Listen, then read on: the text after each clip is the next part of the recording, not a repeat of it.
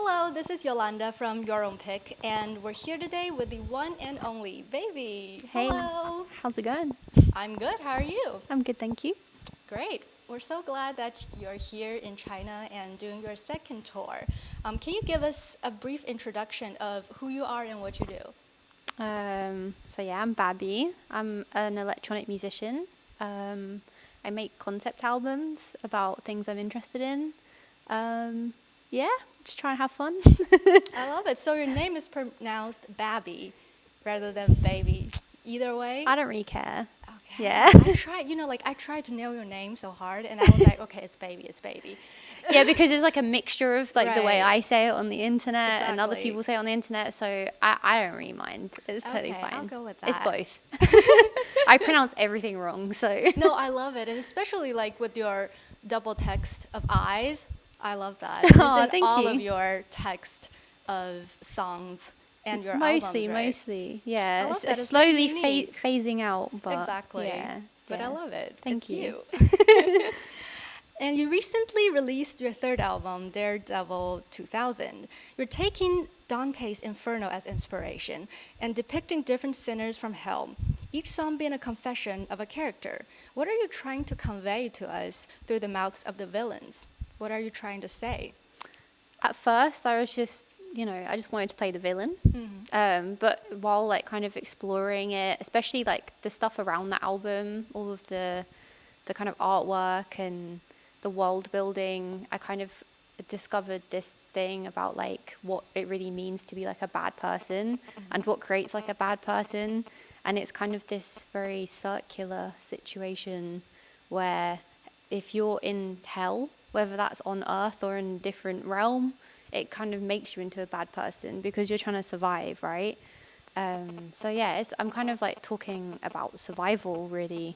Yeah. I see. So you're saying like the bad person are not like bad on their own. It's the environment that made them. Yeah, exactly. Yeah, I feel the same. Yeah. Actually, have you seen the new Joker? No, I haven't. haven't? Do I need to see it?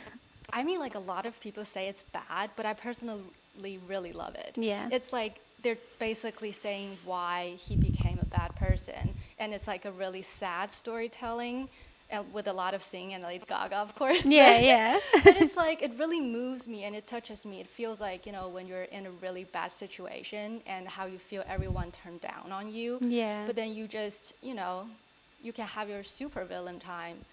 It's like you're powerful and you can do anything, but like at heart you're just broken. Yeah. And sometimes people need to know that. Yeah. Yeah, so I need to watch it. You need to. Sounds Have you like seen it the would be- first one? Yeah, I've seen the first I one. haven't seen the first Oh, one. really? No. Oh, wow. Together, we've seen both of them. Yeah, exactly. And then we go to like get the other one that we haven't watched. Yeah. Hey, you should watch the first one. It's pretty good. Yeah, I know a lot of people saying it's so good.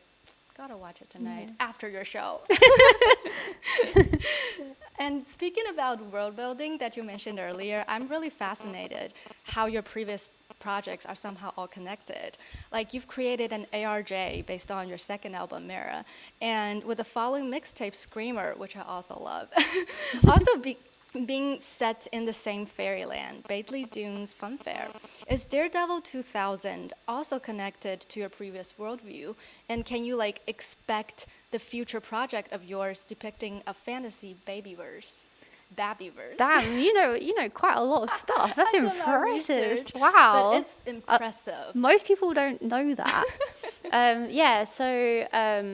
did this online puzzle, and that was connected to Screamer. That ended up connected for a very strange reason, because Screamer started off as the deluxe version of Mirror, but then it turned into its own thing. Yeah, mixtape. Everything is kind of tied together in the same universe.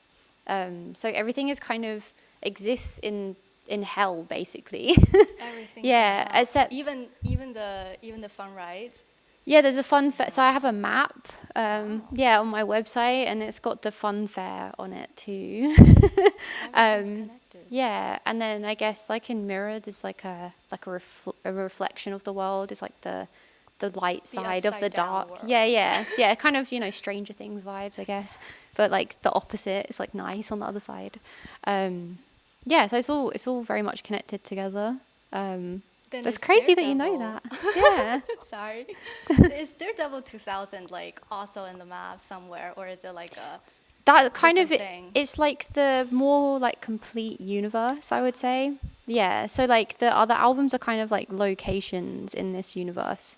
So it's all located on a map. Yeah, it's kind of just keeps growing the more things I make. I love that. I love a good concept album and maybe like a triple, Yeah, a trio. there's another one coming. Yes, Yeah, fingers and there's a hint crossed. on the map. Yeah.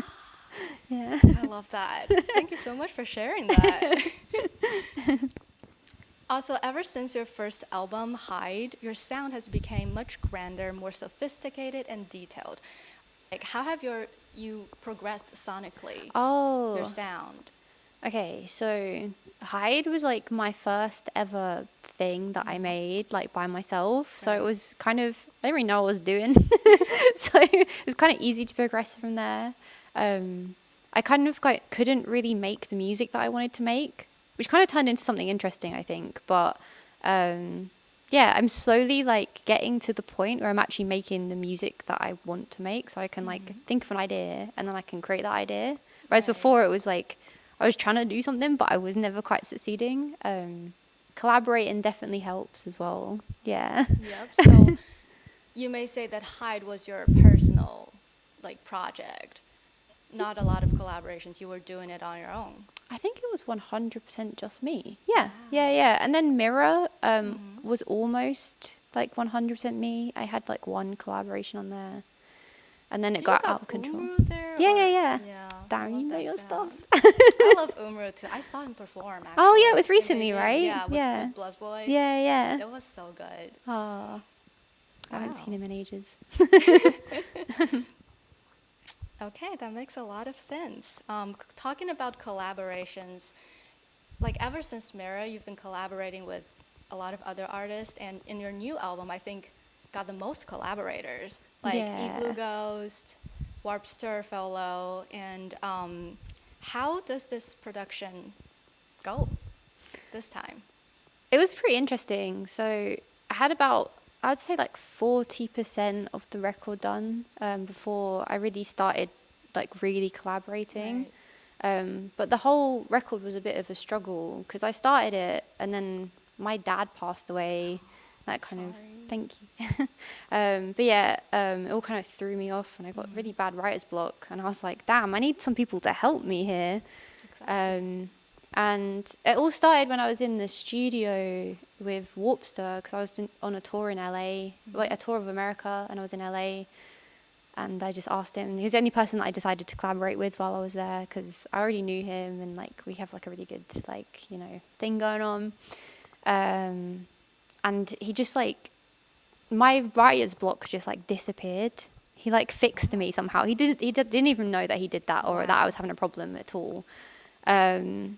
And then I had the opportunity to use a music studio in my hometown, which was really big, and it came with like accommodation and everything, and it was free. So I just was like, okay, I'm going to invite everyone I know that I love to work with to help me make this record because it's really hard to try and do it by myself or like over the internet.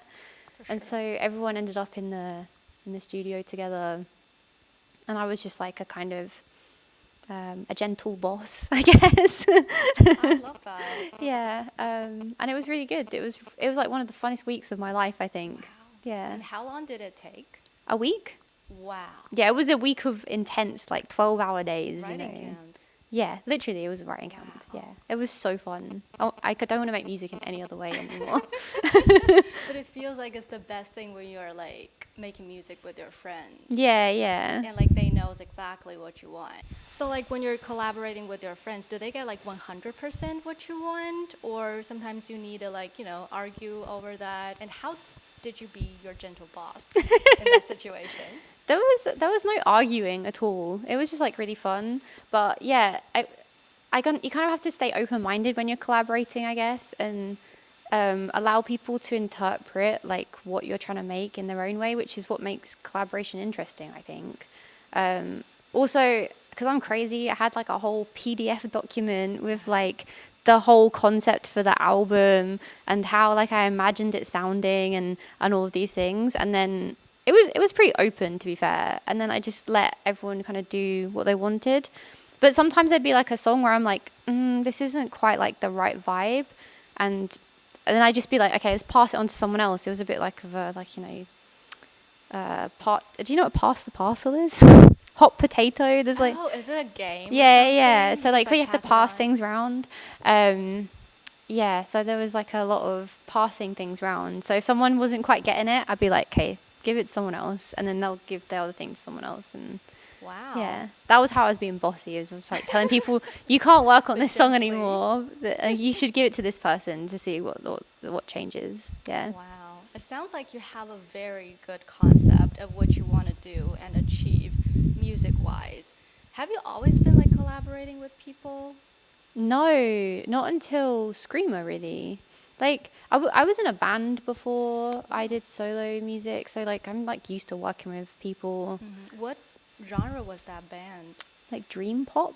I love it. I can picture Yeah. you.